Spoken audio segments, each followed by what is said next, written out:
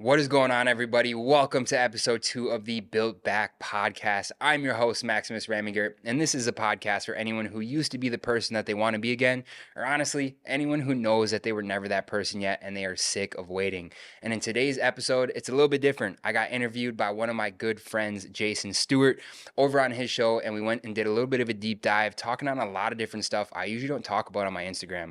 A little bit more about my story, the biggest struggles that I see with men today, and breaking through a lot of limiting beliefs and the mindset shift that has to happen before any real change sticks. This is going to be a good one, so let's hop right on in, man. Let's go.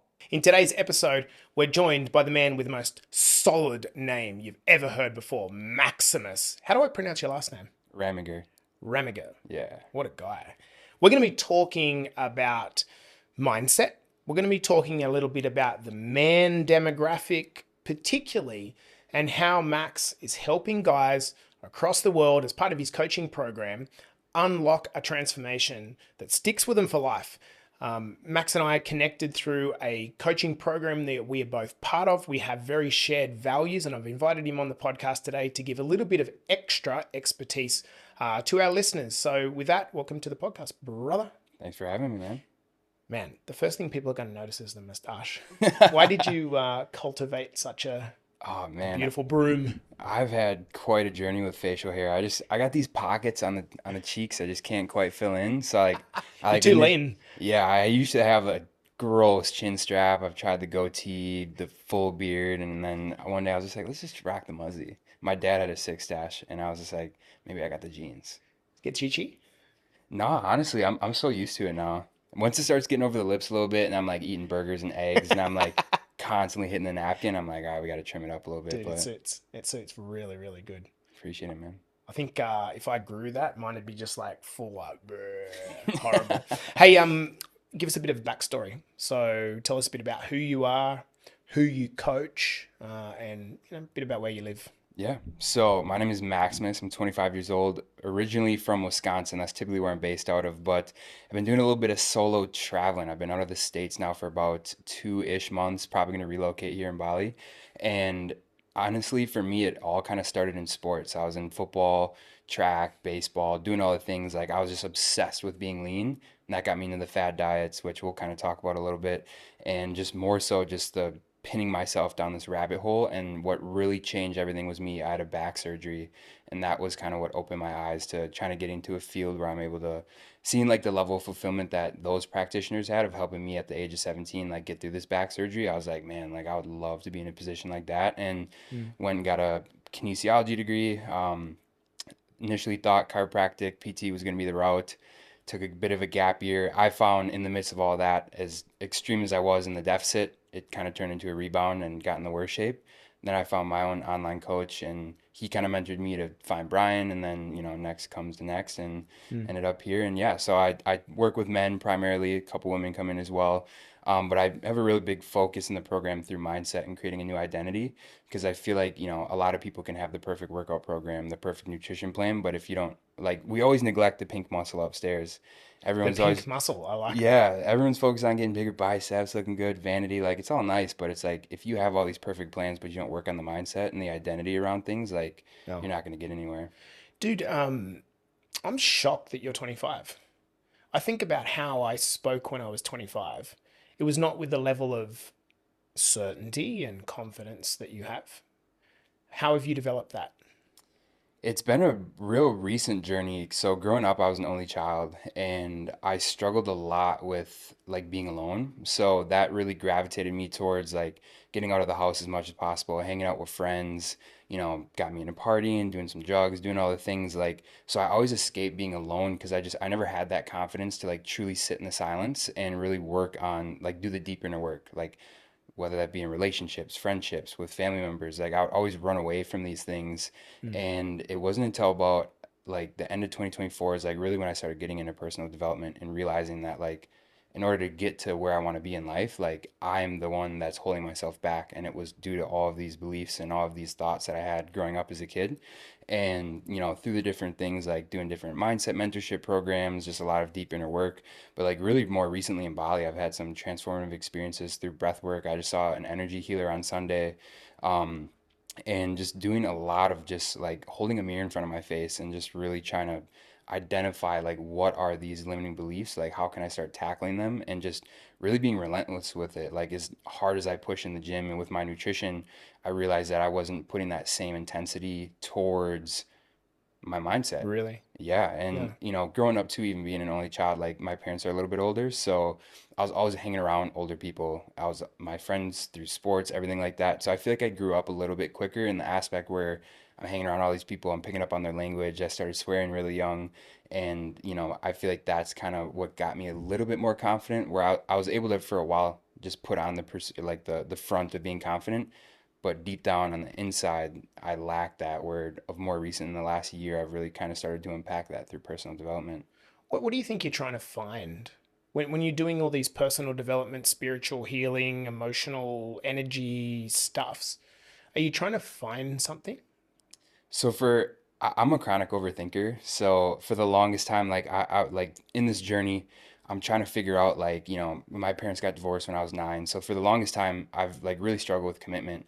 And that started showing up in relationships. It Of started course. showing up in business. Like I'd always start things but wouldn't finish. I'd always just get in my head and thinking like, oh, if I commit to this, like, this is gonna happen, or like that's gonna happen. And it's gonna be a lot of work.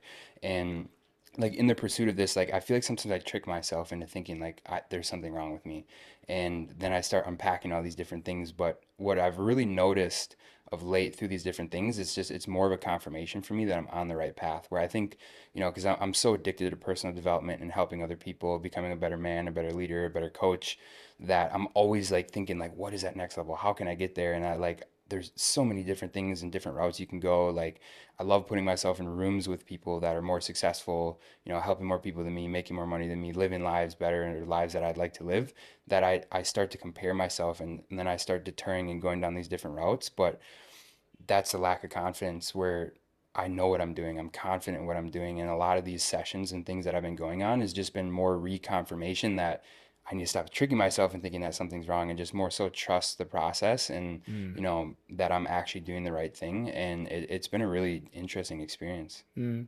I think you said about like shining the mirror on yourself. Dude, that's a really impressive thing to do at 25. Like I think about what I was doing at 25. I was on the other side of the world, probably like you, but yeah, getting drunk and we had a great time. Fucking great time. But you do get sick of waking up with a hangover, and I'm not saying you should stop that stuff when you're 25 years old, but Yeah, it's just like it puts you in this state where you can't work as optimally as you want 100%. on your body, on your mindset. And when you've just come off the back of a bender and you're sitting there just, fuck, what am I doing with The my calm life? down, yeah. Yeah, it just becomes this like, again, I don't think it's necessarily you got to cut that out. Right. That'd be hypocritical of me to suggest that. So, your coaching program, why do you target men particularly? Why have you made that kind of niche move particularly? I know you do have some women, but why have Hmm. you made that niche move to men? What is it that you think is either attracting that person or you can give to that guy, especially being so young? Yeah, so I think a lot of it comes from just the experience of like my dad's always been healthy, and but seeing like through his different friends, and just being around a lot of older people and seeing these struggles from a first hand of like a lot of close friends and family members and people. And as I started to really get into like the personal development and the mindset side of things, like I realized that like I just feel like I can bring so much value in this front of, what makes me different in the aspect of it's like, because a lot of people, I mean, you can go to ChatGPT and you can get a workout program, you can get a meal plan, you can do Mm, all this stuff, but mm. it's like rewiring like the limiting beliefs. And, not that, I'm a father and I have all these kids, and like, I can't put on that front, and I never do You don't that. protest to be the expert in those things, Right. right? Yeah. Yeah, but it's like how like the busy lifestyle is, it's such a common thing. It's such a fast-paced life. Everyone's got shit going on all the time. And it's like, Mm, how can we slow that time down? How can we condense it? How can we simplify things? Like I like the KISS method, keeping shit stupid simple. big I'm time. a lifestyle guy, so like what you were saying, like I definitely don't cut all those things out of my life. I still like to have a good time and do the things, but it's like how can we bring that flexibility into the lifestyle and truly be able to like enjoy what we're doing, because that's the biggest issue I see with guys is like they think they have to be so perfect, so rigid. They got to cut out their favorite foods. They can't drink, they can't socialize and do all these things. So it's like when that happens, it's like that's when the limiting beliefs starts coming back, and then they get stuck in this vicious Mm, cycle mm. where it's like, how can we include all of those different things and actually see progress and actually become a better man, a better father? I And always say, like, to guys, you're not perfect in your marriage. You're not perfect as a parent. You're not perfect as a boss or an employee. Why do you think you need to be perfect in your fitness journey in order to get results? Right? 100%. It's this all or nothing mentality. So, what are the patterns that, particularly with men, that you see repeatedly coming up? Like, what the key patterns? I could ramble off a ton of them, but I'd be Yeah. interested in what you see and to see if I'm experiencing the same thing. Yeah, I think kind of tying back to the mindset, it's like it's creating stories for yourself Yeah. where Yeah. you like the more you say these things, the more you reaffirm like the words are going to be the houses that you live in, and the words that you speak out loud, I truly believe create your reality.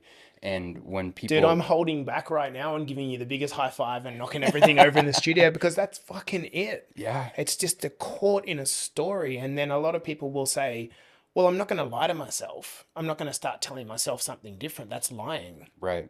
Yeah, it's just it's the stories where it's like, oh, I've tried so many different diets, like this one's not going to be any different, or like, Mm, oh, I've been in the gym this many days a week, this many weeks and months, and nothing's happened. Like, why is it ever going to change? And it's like you just start creating these false realities to live in, where it's mm, just like that you just think that it's real. Like mm, you're manifesting and speaking this reality and working yourself into a hole that it becomes extremely hard to work yourself out of, because you just don't have that belief in the self-confidence. And like an analogy I like to use in this is like stacking receipts. Like, I could 100%. reach in my back pocket and pull out a fat ass stack of receipts of me showing up on days that I don't want to, or doing the hard things and like doing things like that, that like, showing up on a day you don't want to, that's like one receipt. And it's like, how many more of those receipts can you stack on top to start breaking down some of these Yes. stories and these limiting beliefs that, like, when those days come or when those thoughts arise, you just reach in the back pocket and you pull out just a fat ass stack of receipts and you're like, I can do this. Yeah. Yeah. It's like this all or nothing thing. It it's just so like you can it's frustrating as a coach because you're seeing a thousand different people's lived experience. And so you see trends, you see the patterns. You're like, 100%. huh, I know what this guy's struggling with. But when you're trying to coach it back, you see still each man struggling with the same thing over and over again. It's like this being in this glass box and they can't get out of it and they don't know why they're not getting the result. It's like, hey man, right? This comes down to your thinking. Everyone thinks, oh, it's the meal plan, it's the training split that I'm doing, I'm lazy, I'm not motivated. It's the way you think. 100%. So where would you start with a guy like that who is coming in and he's reached his bottom, what he thinks is his rock bottom? What do you think he needs to hear? I Like if think, we go to real core shit, right? yeah, What do you think that man needs to hear? I think a big part that a lot of people neglect on their fitness journey is like their why. And, the Mm, vanity aspect is cool. It's like we all want to, we're the only ones walking around this bag of skin. We might as well fucking look good and feel good doing it. yeah. But I think some people just get so latched on to like, oh, I just want to look better. What is like, what is that really going to do for you? Like, start thinking a little bit deeper, like showing up as a better leader in your household, in your business, and being able to lead people more efficiently, having the confidence to walk into these boardrooms and these Bang. meetings. And Yeah. like, it's the deeper level thoughts of like, what is this going to look like on the other side? And I think, like, not to get all woo woo, but like with the manifestation and like trying to be able to visualize, it's like, and it becomes very hard to close the gap from where you are to where you'd like to be. But really honing in on like where you'd like to be. What is that going to look like? How is it going to feel? What is that guy walking like? How is he talking? Like, what is he doing on a daily basis? And like trying to trick yourself into like feeling those emotions. It might be hard because the gap could be very large, but when you start thinking about it in that aspect where it's like everyone can force some sort of emotion of happiness or feeling great. Like, there's been a moment in your life where you've been confident, you've been happy, you've been energetic, you've been doing all the things that maybe you're not doing now. It's like revert back, think like, how did that feel? And start like actually feeling those emotions and putting yourself in that position. And it's like you have to revisit this so often. Like, I'm so bullish on like vision boards, vision videos, writing down different things, your goals, so you're just frequently reminded, so Mm. you can put yourself into that future state of, oh man, like, fuck, is this gonna feel So good? so I'm going to challenge this because I agree with you 100%. But I'm going to challenge this in saying the average 45-year-old guy, in his head, he's so fucking overwhelmed that he can't even begin. He's like, what the fuck is a vision board? Like, he knows Yeah, conceptually how to do it. right. How, like, I think the issue for a lot of fellas is that they are so fried by the time they get home for work. Yeah, That this brain that we've got is incredibly better than any AI machine. right. It can create things like rockets and nuclear warheads, but only if it's given the space to create. Hmm. Most of us use our conscious mind to think about all of our problems or all of our regrets. And that's what's occupying a man's mind at 45 years old. So when a coach who's kind of fit already is been doing personal development for such a long period of time says to him, we need to work on your goals and what is your why? And he's saying, dude, I can't get a fucking boner. I can't see my dick. What the fuck? Like, we've really got to meet men where they are. Yeah, You know what I mean? 100%. Do you agree? No, absolutely. And I think that's the beauty of like actually getting accountability and like Yeah. getting a personalized plan because that's what like so many people get so caught up in like the like in America like V-Shred is a big thing. Like it's Yes. just like all these like little ticketed programs, like it's all cookie cutter shit. And that's where people start to get these bad reps around like, oh, I don't want to work with a personal trainer because I've Yes. tried all these cookie cutter things. And then that like, consciously they view things differently because of their experiences and then they start to create these stories where it's like when you can really get a deeper dive into like, having that one-on-one conversation with someone and actually hearing about their life, there's so many different ways to skin the cat. And Mm. like, I love just taking such a simplified approach because social media causes so many unrealistic expectations where, guys are like, oh my God, I got to be in the gym 6 days a week. And then it's like, like you said, at 45, there's a lot of different non-negotiables and things you got to be doing on like a daily basis where it becomes very overwhelming that like they can't conceptualize like even 2 days in the gym for Correct. 30 minutes or 2 days at home, full body, just home workouts with bands or body weight. Like it's being able to break down those beliefs and just truly showing like how simplified these processes can be. So let's go. Sorry to interrupt. Let's go to that guy. He's 45 years old. He's got two kids, three kids. He's working 50 hours a week. He's commuting as well. He's 20 kilos overweight. And currently he's not paying any attention to what he's eating. He's having a few beers, but he's not an alcoholic and he's not training. So he's right at the start. Where would you start with that guy? What do you think the first entry point is with him? I think the first entry point is always the awareness around it. Like you Yeah. mentioned, is like, we just got to bring some conscious level awareness where it's like our habits do create the reality that we live in. And it's like we don't have to go completely in the deep end and like immediately start tracking macros and getting in the gym 4 or 5 days a week where it's like, with a lot of clients that come to me like that, they just have absolutely packed schedules. It's like, hey, like let's not even focus on the gym. Like Yes. let's just find some pockets of time like in the morning. Let's just go for some Go walks. for a walk. Let's get our walks up and like 10K steps gets thrown around a ton where it's like let's just look at what you're currently doing and add 1,000 on top of that. That's Mm, an extra 10 love minutes. that. And it's like, park further away in the parking lot, Yep. go up the stairs instead of the elevator. It's like just taking the things that we're already doing and just stretching them just a little bit further because we can always find pockets of time. Like let's look at our screen time in a situation like that. Like, yeah, we're burnt when we get home from work, but like instead of sitting on the couch and relaxing right away, let's just go for a quick little walk Mm, and little things like that. Doing home workouts, just making 50% of your plate protein, just love small that. things like that. Small achievable things that give you the tickets that you've talked about. How 100%. important do you think community is, particularly for men with other men?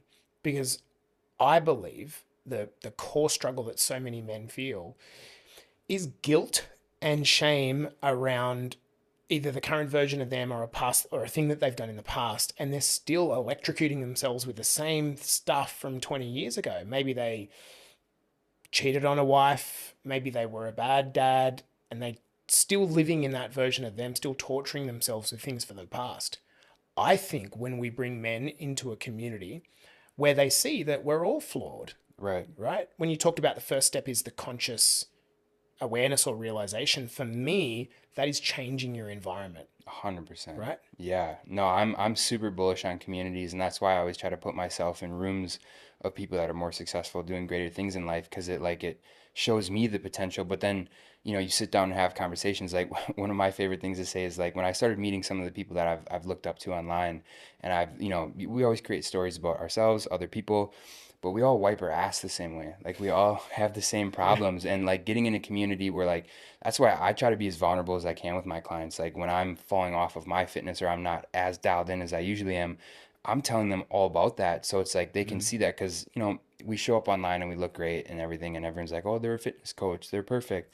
But it's like just having that raw and real, vulnerable, like a spot where you can feel safe to share that. Mm. I think that's so hard as a guy because we're born with an ego. Like we just don't want to get vulnerable and share these things. But when you can create a container where these people can show up authentically themselves and just share their real life experiences, Mm. more oftentimes than not, there's going to be probably five other guys in the community that read that post and they're like, holy shit, like Yes. I'm dealing with the exact same thing. And then maybe that will drive them to comment on the post or for them to show up more in the community where it's like it's hard to even get that going. I Yes. notice that a lot in my community as well. Like guys don't even like to celebrate themselves. Yes. Like they're Big down time. 50 pounds and I'm just like, dude, share this in the community. Like there's so Mm. many other people that would love to hear that. And they're like, oh, like I just don't feel comfortable Mm. celebrating myself. And it's like, it's such a hard thing to just break through. But I feel like when you do break through and you have that comfortability in a community, it's like, Yeah. it's next level. Certainly, the men in our community know exactly what you're talking about. And I think one of them said to me once when they come in, they almost felt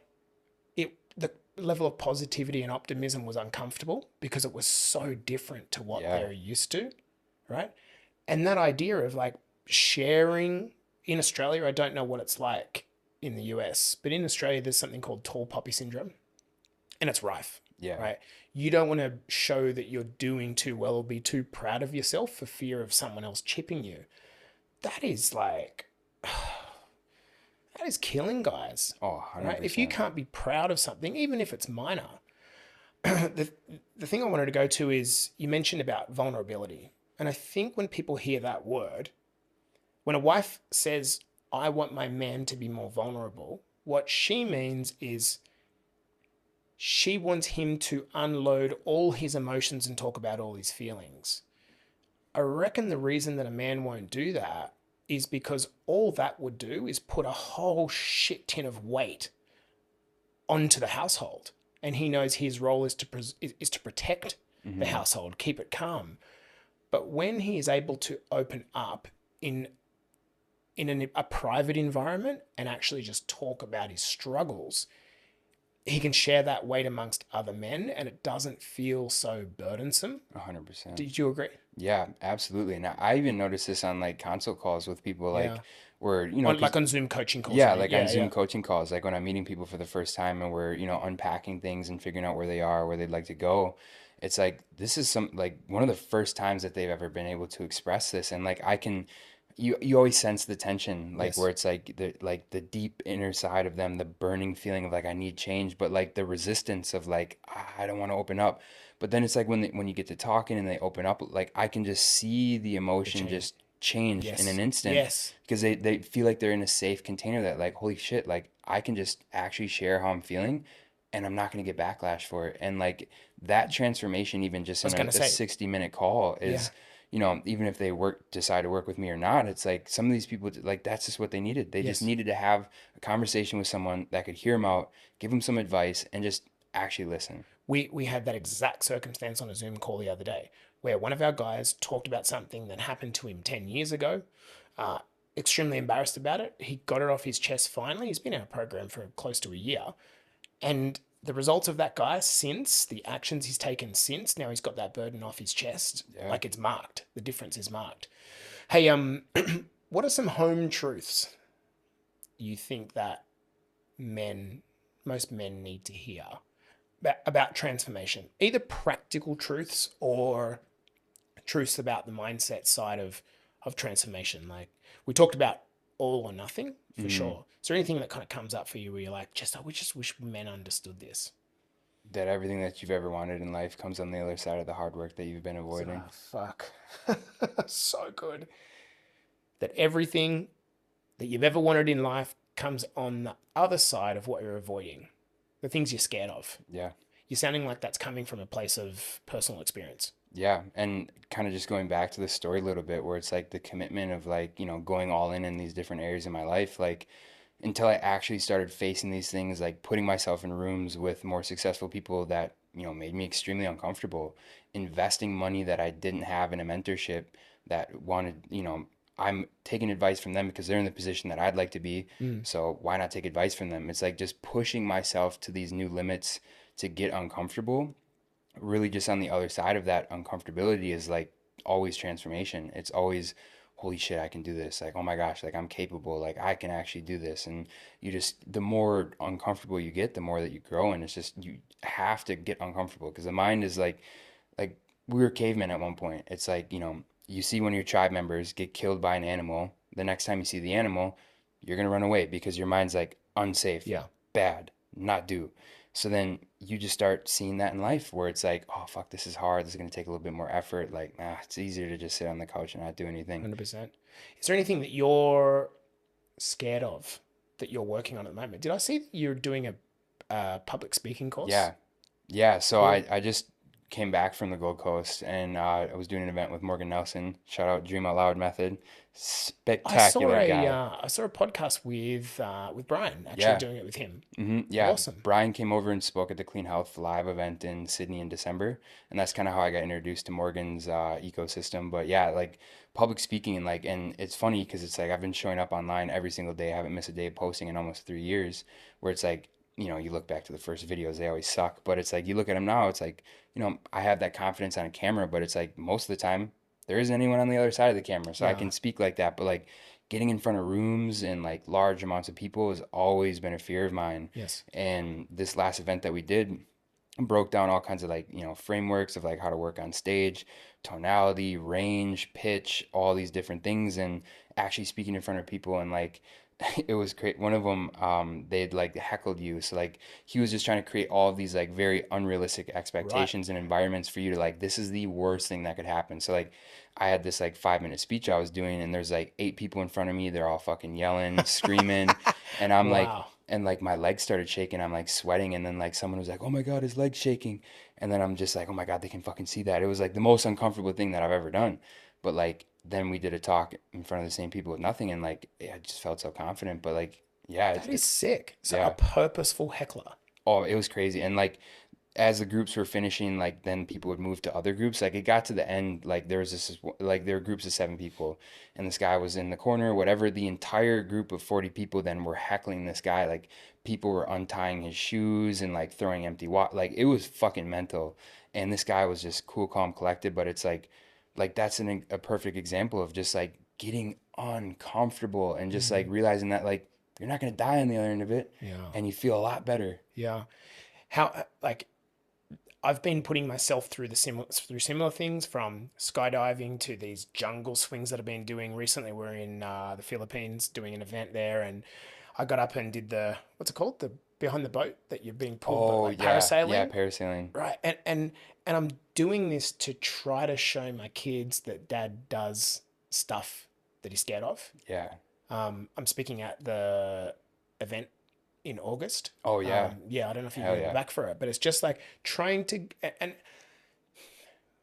what do you think most guys are scared of? Like for the average fella who isn't in fitness, doesn't need to necessarily get on a camera. What do you think holds guys back? Like, what do you think they're scared of? What are things, like practical things from a day to day basis? Uh, as an example, I think a lot of guys are scared to ask for a pay rise, right? Because they don't believe. Is it that they don't have the tickets? Is it that they're just hoping, but they don't genuinely believe they deserve it? Is there a broad based issue of worthiness? Like, what do you think guys are scared of? The everyday fella. I mean, it's an unprompted question, but Yeah. No, I think the fear of others is a really big one. judgment. Yeah, judgment Yeah, is a big time. huge one. Like I just social media just is fucked these days. Like Mm. it just you everything you see online is just so perfect, so polished. And, all these athletes, celebrities, movie stars, like we just It's see not real. right. But subconsciously, it's just like we think it is. And then it's like, oh man, like, and then you start comparing yourself to other people where it's like, oh man, like my life doesn't look like that, or like my relationship doesn't look like that, or I don't look like that. And you get to overthinking, and then you're realizing to get to that level or try to get close to it, you got to do some hard shit. And then it's like, oh man, if I do this, like people are gonna think I'm weird. Like Mm. I went through that whole stage, like when I was getting into fitness, where like I was bringing like my meal prep to restaurants with my friends, and they're like, oh, you fucking loser, like come on, dude, just have a McDonald's burger with us. I'm like, no, I don't want to. Oh, you're a pussy, like, and I'm just like, I'd get home and I'd be like, fuck, am I? And I'm like, but it's like, You get in your own head. yeah, you get in your own head because it's like, initially it was like, fuck, do I even bring this meal to the restaurant? And I'm like, no, I'm committed. I'm Mm. gonna do it. And then I get heckled, and then I'm like, oh fuck, I'm not gonna do this again. Like, So you think about how, let's say a man joining a coaching program wants to lose some weight, right? And he goes home to his missus and he says, babe, I'm going to sign up for another thing. And the first thing she says is, you've already done that before and you tried. So he's trying to get outside of his comfort zone. He's trying to have some hope and self-belief in himself. And the first thing he does is looks for approval from his partner or support from his partner. And she says, you failed before, you're probably likely to fail again. He's got to overcome her lack of support and his own lack of belief. self-belief. Yeah. No wonder he keeps ending up back in the same spot. So he gets started. He loses 5 kilos. And then he goes to the barbecue on the weekend and the boys are around and he says, dude, how's that diet going that you're on? And he's like, oh yeah, he just tries to brush it off. And the boys pepper him and they're like, don't you just want to like relax? Like the chances of someone transforming when you put it in that frame is pretty fucking hard. Like you've got a lot to overcome if you've learned to be helpless Yeah. to your situation. Like I think about, it's probably not something I've really thought of about is how much a man is up against it when he goes and actually says, you know what, I'm going to change. I'm going to change. I'm going to make some changes here. Hmm. So our role as a coach is probably to try to soften that landing and to be the one person that actually believes in him when no one else does. Yeah. Mm. 100%. And that I even relate back to that, like working with Brian, like starting and having all these big goals where, I see all these other people doing it, but like the gap between them doing it and me doing it was massive. And I didn't have that self-belief. And I'll never forget him saying that. He was like, if you don't believe in yourself, like steal my belief because I believe in you.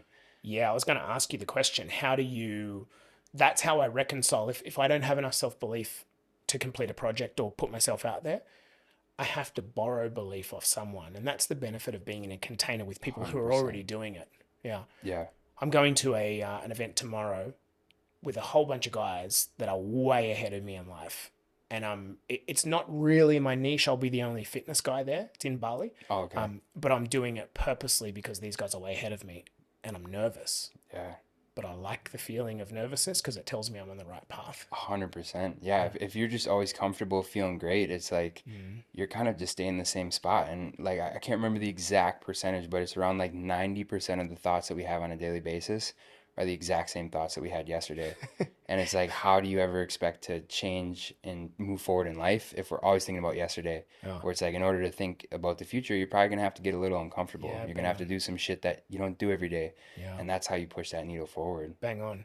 I want to turn the conversation to traveling and keeping yourself fit. So you've been on the road for how long? About like 2 months now, Two yeah. months, yeah.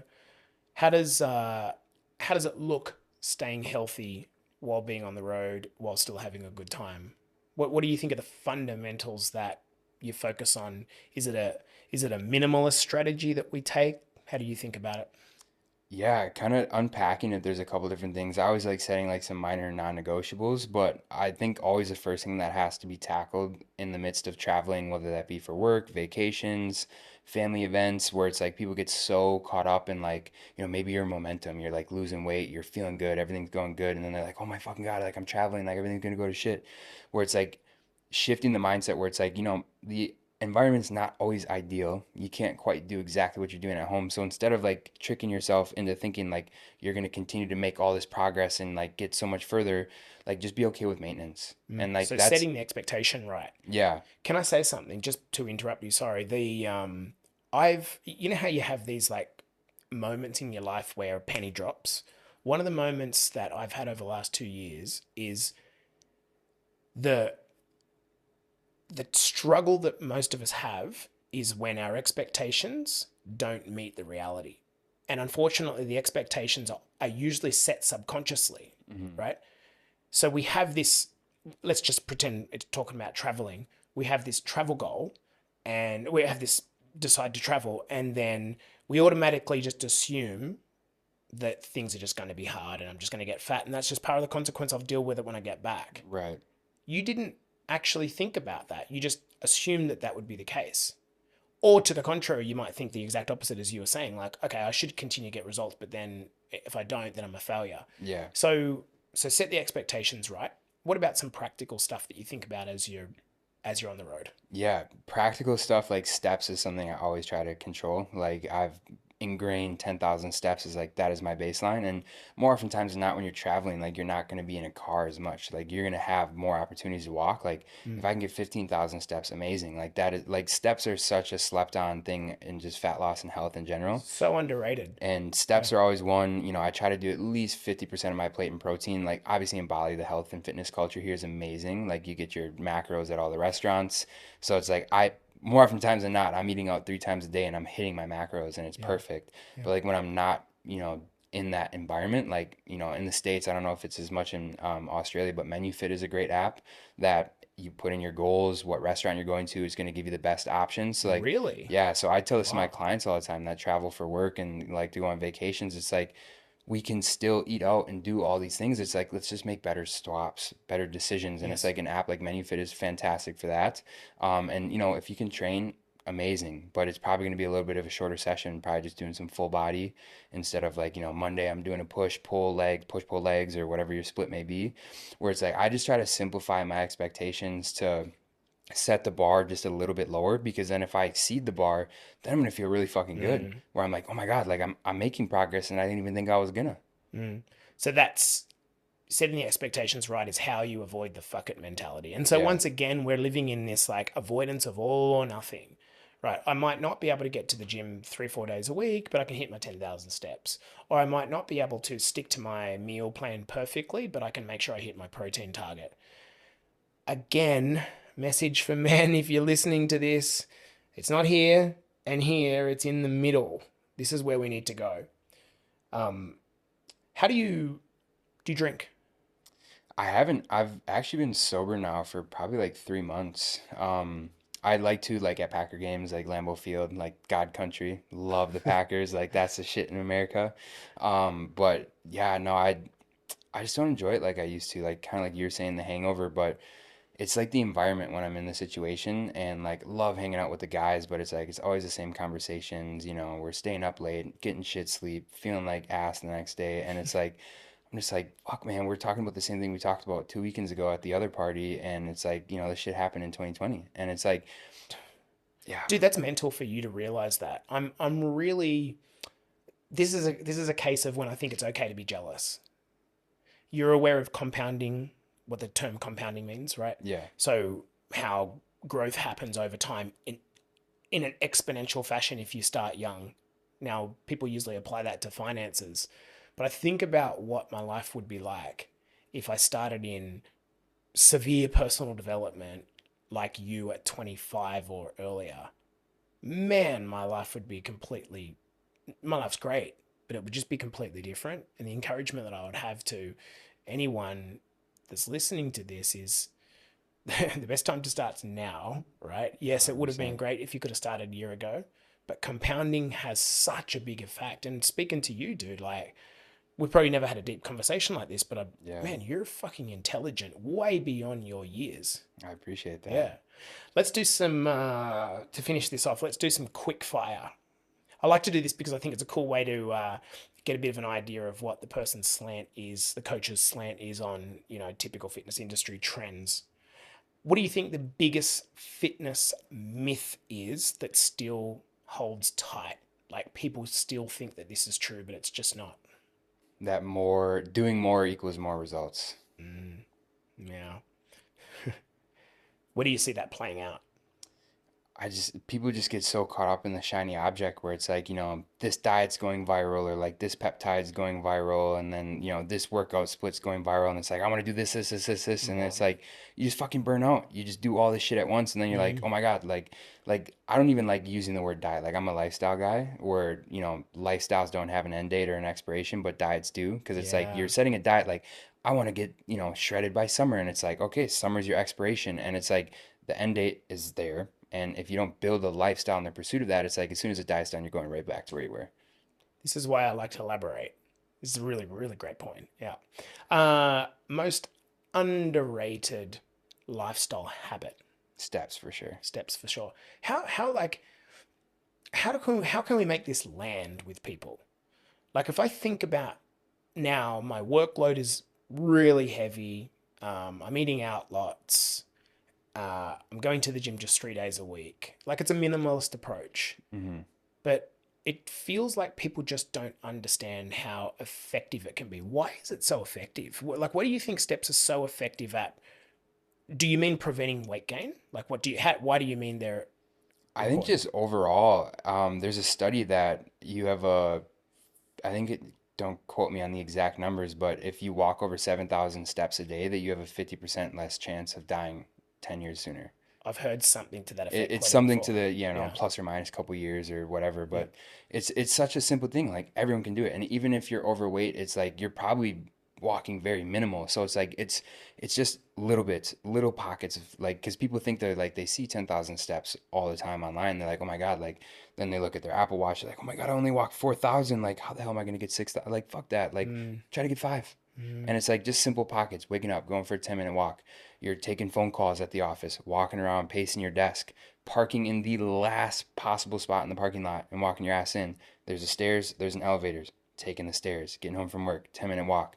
Right after you eat dinner, 5-10 minute walk, help with digestion. That's a mm. really, there's a lot of great studies around that as well. It's like, Yeah. where can you just find these little pockets of time? Because I would argue the people that say that they can't get their steps in, if you looked at your screen time, I could make a better argument. Yeah. And I think it's one of those ones where guys think, oh, well, it's, yes, I know it's beneficial, but it's probably not going to have that big an impact. So it's like, I'm not going to bother doing it. But we're here to say that it does have a big impact, particularly when it's cumulative multiple times over the course of the day. You add those things together and it makes Right. a shocking difference. Like 100%. when you go on holiday to a place like Europe where it's very step conducive, you're eating fucking pizza and pasta till the cows come home, right? And you don't get fat. And you wonder, like, Right. how does that happen? Because you're walking 15,000 steps a day between restaurants and the beach. And Yeah. that's the reason why. Um, what's one thing that men should do daily? Not Mm, steps. Let's go somewhere else. not step somewhere else. Some sort of mindset work.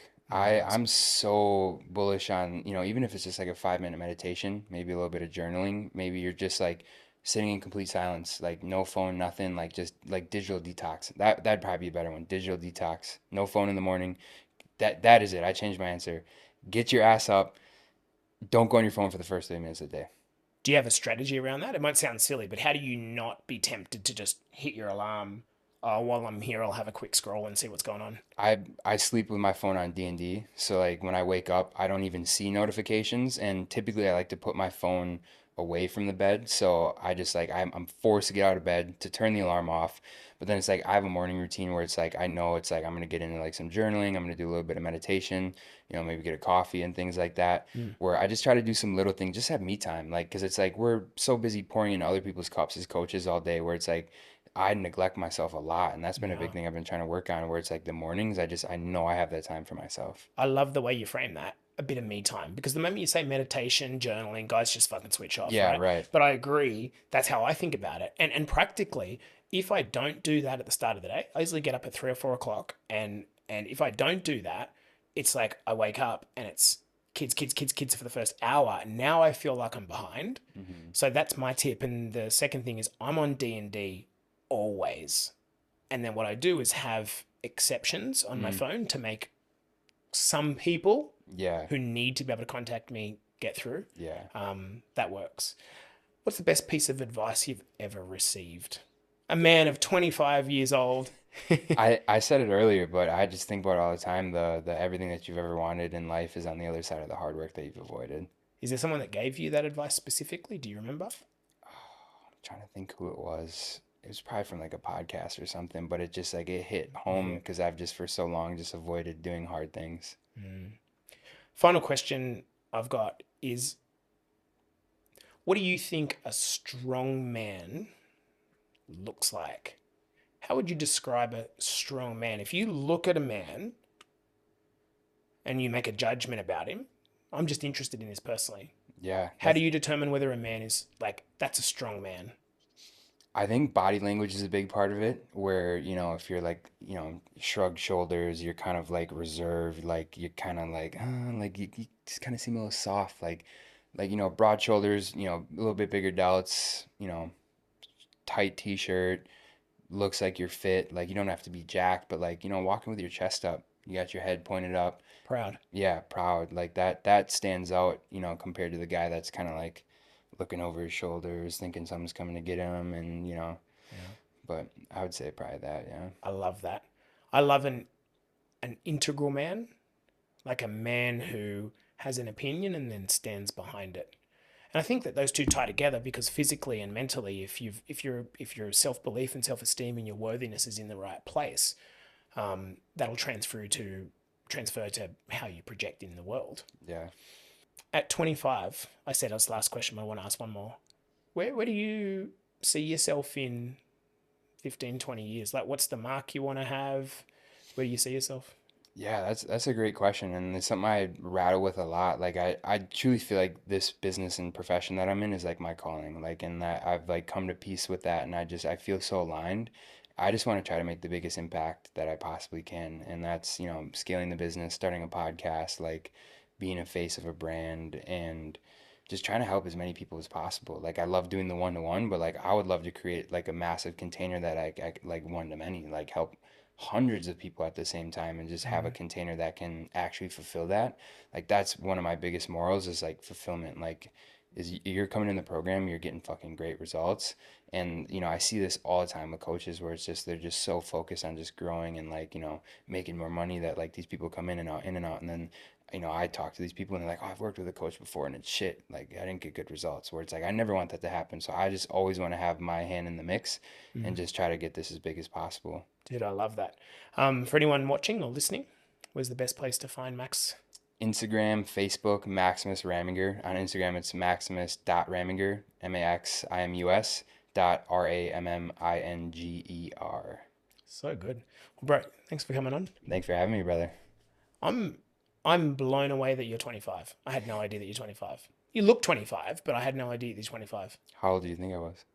Mm, early 30s, Early but 30s. only from a perspective of how your manner. Yeah. And me being nearer to 45, 44, I just think to myself, wow, like the encouragement that I'd kind of give you is, dude, man, take advantage of the fact that you started on personal development early because you are 15, 20 years ahead of me personally. And I think about how I feel. I feel like right now I'm making up for lost time. And most of that is because I was scared to back myself and I was scared to take a punt on myself. Mm-hmm. I stayed doing things for way too long.